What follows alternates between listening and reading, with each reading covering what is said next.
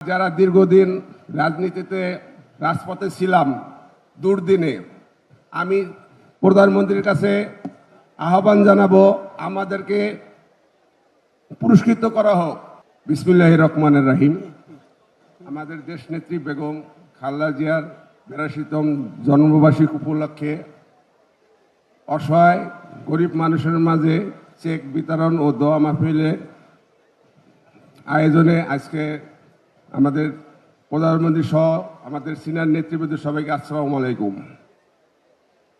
আমাদের যারা দীর্ঘদিন রাজনীতিতে রাজপথে ছিলাম দুর্দিনে, আমি প্রধানমন্ত্রীর কাছে আহ্বান জানাবো আমাদেরকে পুরস্কৃত করা হোক। যারা ৫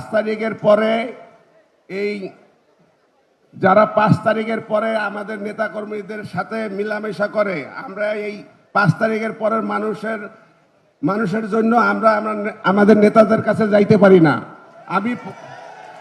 আমি প্রধানমন্ত্রীর কাছে দাবি জানাবো, আমরা যে যার নেতৃত্বে রাজনীতি করি সবাইকে আপনি বইলা দিবেন যাতে আমাদের কথা জানি তারা শুনে।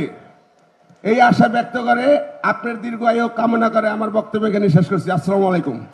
প্রবাসীর সিটিতে চলছে বহুল আলোচিত ফ্রি ফ্ল্যাট অফার, অর্থাৎ আপনি যে টাকা দিয়ে এখন ফ্ল্যাট কিনবেন ৫ বছর পর সেই সম্পূর্ণ টাকা ফেরত পাবেন, আর সেই সাথে পাচ্ছেন একটি ফ্ল্যাট একদম ফ্রি।